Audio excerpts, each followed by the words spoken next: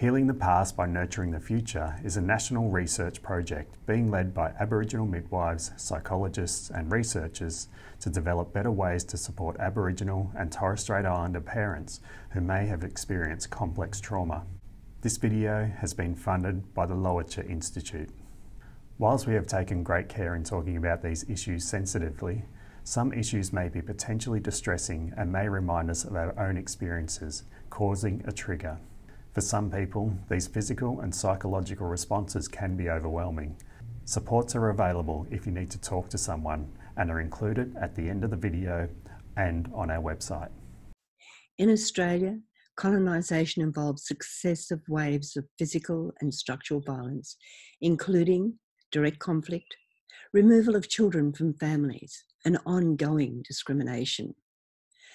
For birthing mothers, Aboriginal women were often treated with disrespect and discrimination when they presented to hospitals.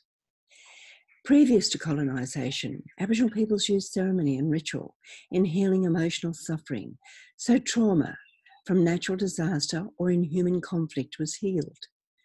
Traumatic wounding came with the invaders. In fact, in many Aboriginal languages, there is no word for trauma.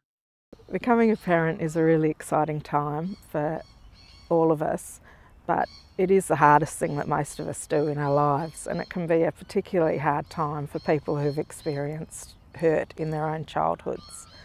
This perinatal period during pregnancy, birth and the first couple of years after birth is a really important time for parents for a couple of reasons. Because of the intimate nature of a lot of things that happen during pregnancy and birth and breastfeeding and looking after a baby that is crying and distressed and needs a lot of care, it can stir up a lot of those childhood memories, or what we call triggers, for people who are experiencing trauma, and they can also really feel afraid, and similar to the initial trauma that they experienced in childhood. And because it happened such a long time ago, people might not recognise that they're having this response, and they can feel like they're going crazy and out of control. Well, my name's Joy Makepeace. I'm a member of the Stolen Generation. I'm from northern New South Wales, so I'm a Gamilaroi woman.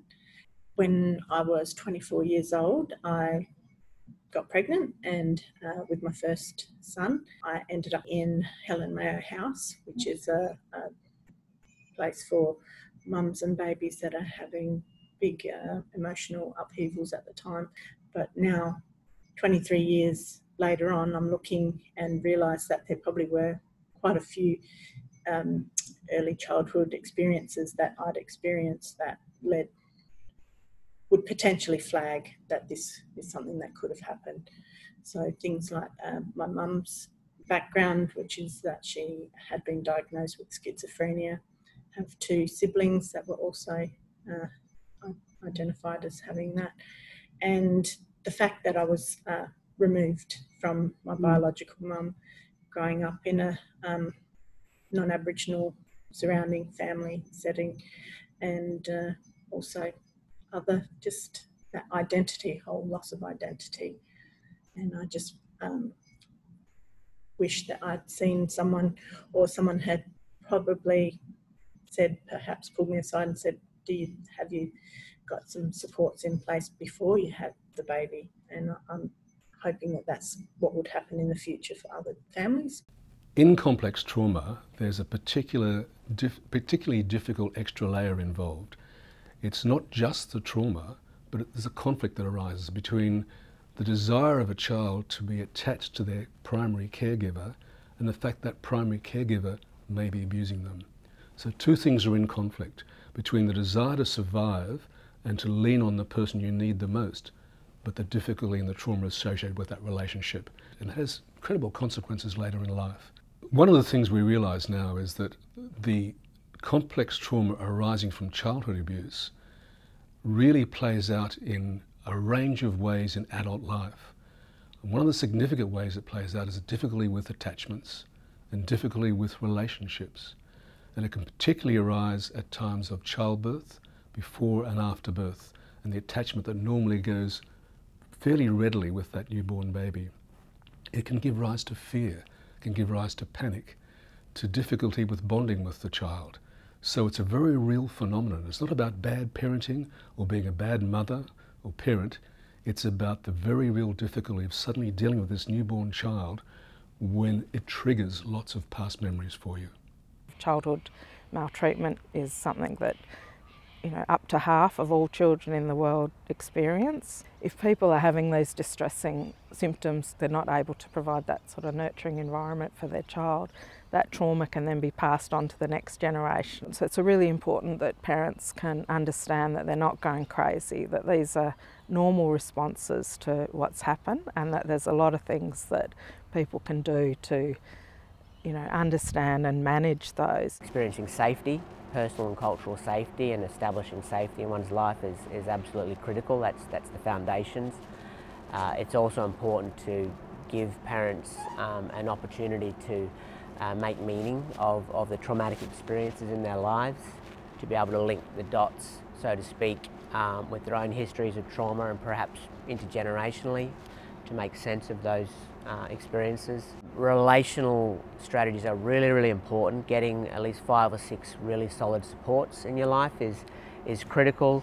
Parents are often overwhelmed with you know, parenting a child and often don't have time for themselves, and it can be really isolating. So it's about supporting them to come back to finding people who they can get support from and to feel held by. Also, in terms of the body being a site of recovery for people from complex trauma, people often say, why not do some yoga or do some mindfulness as a way to start to self-regulate your body? Well, that can also happen by being on country and being immersed in culture and ceremony. So culture is a powerful weapon in terms of getting yourself self-regulated, getting yourself back in touch so the healing can begin.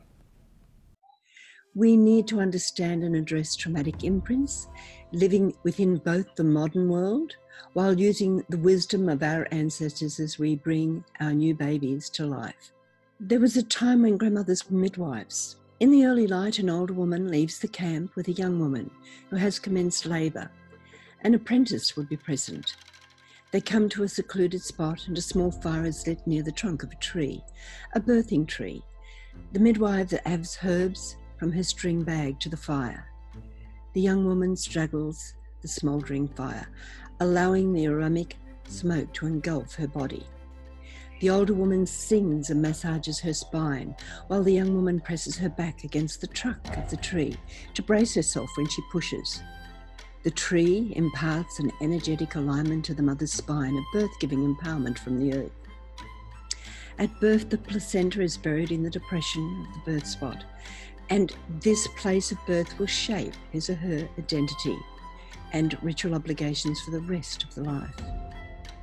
The newborn is smoked in the last remnants of the fire and then rubbed with ashes.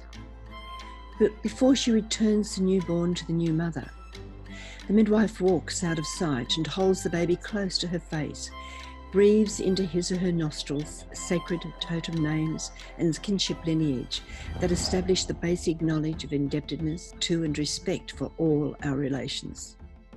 So we know from studies that becoming a parent is an absolutely pivotal time in people's lives. Children, they bring a lot of love into the world and they readily return it. So when we provide a nurturing environment and we nurture children and that love's returned, it helps to rewire those negative responses into a positive response, and people can really relearn and heal some of that original trauma. It's a time when people do turn their lives around and really, you know, start to have the happy life that they deserve. The one thing that brought me back from the brink was, I think 8 months in, I decided to do a certificate in beauty therapy, put my little one in childcare. Being surrounded by women and nurturing each other was really healing and helpful. But it's taken years. Also having to repair that relationship with my son, who's 23 now, but trying to explain to him about what happened back then. I think it helped answer some of those questions around why our relationship is and has been the way it has been, due to those fractured attachment and bonding at the start, where I couldn't even hold him because I was saying he was too heavy and all of those strange thoughts were happening at the time. I know at the moment, you know, there is the intergenerational or transgenerational trauma. So I know that he would also be impacted by it, and I don't know what the future would hold for him, but I'm just hoping that the future for everyone could be lessened, so it's less pain involved and more understanding about why it happens and how you could avoid it. It's a really unique and different journey for everybody. It's very personal. One thing that's really important for parents who have experienced trauma is actually getting the right professional support. So that can be a counsellor at a service, like a community controlled service, as well as often a lot of Aboriginal community controlled services have parenting programs that are supports for parents. We've seen a lot of success in our programs for supporting young Aboriginal parents as well. And outside of that, it's also just supporting people to make sure they're linked into their uncles and aunties and what have you, so they're getting enough family support. One piece of advice that I'd like to give to people is that at all of your antenatal appointments, we sometimes have the tendency to make our lives appear better and smoother and more together for fear of being judged about our upbringing or our past, and for fear of potentially having children removed, because there's such a history of that in this country. But my advice would be, you know, it's better to be upfront and honest and tell the professionals exactly what has happened in your life, so that it gives them a really clear picture about how they can best put in place care as a preventative way of addressing your future birth of your child, so that you really give your little one the best start off in life. Because I know now, in retrospect, that the first 3 years of their life are really so important in a young one's life. It really sets up for the future foundation and well-being of that child. So be upfront and honest, and do the best for yourself and your baby. For parents, self-care is really, really important, and let's face it, it's one of the things that often gets pushed to the back of the bus as a new parent. We don't talk about it much, but it's actually really important to have that personal time for joy, for enjoyable experiences that are just for you, the mum or the dad, because you're so busy giving to your new family members and your bubs. So self-care and doing enjoyable things is it's a hard thing to do, but it's really important.